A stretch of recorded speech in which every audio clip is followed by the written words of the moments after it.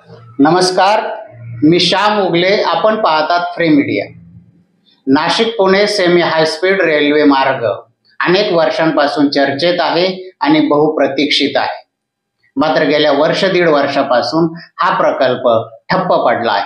म्हणजे याच्या भूसंपादनाची प्रक्रिया थांबवण्यात आली होती. त्यावेळेसच या मार्गाचं अलाइनमेंट बदलली जाऊ शकते की काय अशा चर्चा सुरू झाल्या होत्या. 3 महिन्यापूर्वी नाशिक दौऱ्यावर आलेले रेल्वे मंत्री अश्विनी वैष्णव यांनी नाशिक पुणे रेल्वे मार्गाचा थोडासा बदल करावा लागणार असल्याचे संकेत दिले होते. त्यासाठी त्यांनी नारायणगाव येथील GMRTच्या दुर्बिणींचे कारण दिले होते. 3 महिन्यांमध्ये केंद्र सरकार किंवा रेल्वे मंत्रालय त्याबाबत ठाम राहिलं आणि GMRTच्या दुर्बिणी हलवण्यापेक्षा नाशिक पुणे रेल्वे मार्गाची अलाइनमेंट म्हणजे लाईन बदलण्याचा निर्णय घेण्यात आला.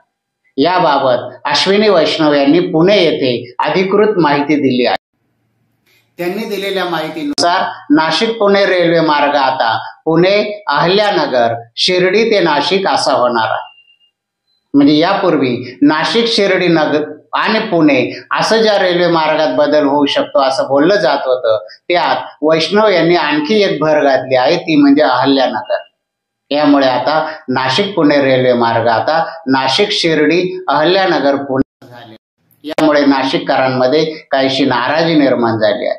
नाशिक पुणे रेल्वे मार्ग बंद पडल्यामुळे एवढ्या वर्ष नाशिककरांना दाखवण्यात आलेले स्वप्न होतं, अखेर त्यांच्या तोंडाला पानं पुसण्यात आले आहेत अशी भावना व्यक्त होत आहे. अजूनही नाशिकचे खासदार राजाभाऊ वाजे यांना असं वाटतं की आपले लोकप्रतिनिधी सर्व एकत्र आले तर आपण जुन्या मार्गानेच म्हणजे नाशिक, संगमनेर, नारायणगाव या मार्गाने नाशिक पुणे रेल्वेची मागणी रेटू शकतो. परंतु हा सर्व भाबडेपणा आहे.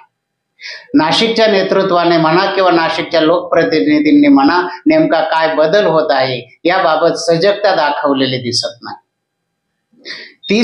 30 ऑगस्ट 2024ला मध्य रेल्वेच्या प्रवक्त्याने एक माहिती दिलेली आहे. ती अशी आहे की डहाणू नाशिक रेल्वे मार्गाच्या सर्वेक्षणासाठी रेल्वे मंत्रालयाने 2.5 कोटी रुपये मंजूर केले आहे. ऑगस्ट महिन्यातील ही बातमी म्हणजे पंतप्रधान नरेंद्र मोदी यांनी वाढवण बंदराचं भूमिपूजन केल्यानंतर ही पैसे मंजूर केलेले आहेत आणि ही माहिती देण्यात आली आहे. ही माहिती देताना या रेल्वे मार्गाचं महत्त्व सांगताना संबंधित प्रवक्त्याने 2 गोष्टींचा प्रामुख्याने उल्लेख केला आहे. ते म्हणजे नाशिक डहाणू या रेल्वे मार्गावरती 12 ज्योतिर्लिंगांपैकी एक प्रसिद्ध असलेले त्र्यंबकेश्वर ज्योतिर्लिंग आहे. म्हणजे भारतभरातील श्रद्धाळूंना त्र्यंबकेश्वर येथे जाण्यासाठी रेल्वे मार्ग या रेल्वे मार्गामुळे उपलब्ध होऊ शकतो. आणि दुसरे एक कारण दिलं आहे की दख्खनच्या पठारावर म्हणजे दक्षिण भारतातील जे भाग आहे तो भाग वाढवण बंदराला जोडण्यासाठी या रेल्वे मार्गाचा उपयोग होणार आहे. आता रेल्वे मंत्रालयाच्या प्रवक्त्यानं एखादा रेल्वे मार्ग मंजुरीसाठी सर्वेक्षणासाठी निधी मंजूर करताना जी 2 कारणं दिली आहेत त्यातलं वाढवण हे फार महत्वाची गोष्ट आहे. सध्याच्या JNPA बंदरापेक्षा 3 पट क्षमता असलेलं वाढवण बंदर हे महाराष्ट्रच नाही तर देशाच्या अर्थव्यवस्थेत मूलभूत बदल करणारं किंवा भर टाकणारं असणार आहे असं मुख्यमंत्री देवेंद्र फडणवीस यांनीही नुकतंच म्हटलेलं आहे. या 2 गोष्टींचे बिंदू जुळवण्याचा प्रयत्न केला तर ती रेल्वे केवळ नाशिक ते डहाणू अशी असणार नाही तर नाशिकवरून ती रेल्वे पुणे म्हणजे दक्षिण रेल्वेला जोडणार आहे. म्हणजे दक्षिण भारतातून जो शेतमाल असेल, जो एक निर्यात करण्याच्या वस्तू असतील तर ते रेल्वे मार्गे वाहतूक करताना दक्षिण रेल्वे ही मध्य रेल्वेला जोडायची आणि मध्य रेल्वे पश्चिम रेल्वेला जोडायची. म्हणजेच डहाणू नाशिक पुणे असा तो रेल्वे मार्ग होऊ शकतो.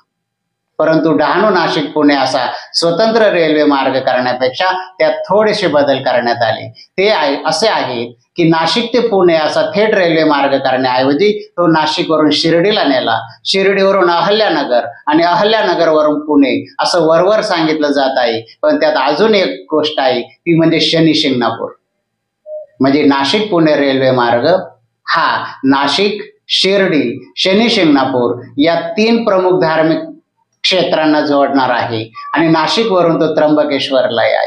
म्हणजे भविष्यामध्ये दक्षिण भारतातील वस्तूंची ने-आण वाढवण बंदरापर्यंत नेण्यासाठी हा रेल्वे मार्ग उपयोगाला येणार आहे। तसाच भारतभरातील भाविकांना त्र्यंबकेश्वर, नाशिक, शिर्डी आणि शनी शिंगणापूर या 4 प्रमुख धर्मस्थळांना जोडण्यासाठीही त्याचा उपयोग होणार आहे। याचाच अर्थ हा रेल्वे मार्ग जेव्हा नाशिक वरून जाईल तेव्हा नाशिक हे एक जंक्शन म्हणून उदयास येणार आहे। त्यामुळे नाशिकचं रेल्वे मार्गातील वाहतूक क्षेत्रातील महत्त्व वाढणार आहे। भविष्यामध्ये नाशिक हे निर्यात हब आणि प्रोडक्शन हब होणार आहे, अशी योजना महाराष्ट्राच्या मुख्यमंत्र्यांनी नुकतीच सांगितलेली आहे। हा रेल्वे मार्ग सुद्धा नाशिकच्या निर्यात हब आणि प्रोडक्शन हब होण्यामध्ये महत्वाची भूमिका निभावणार आहे।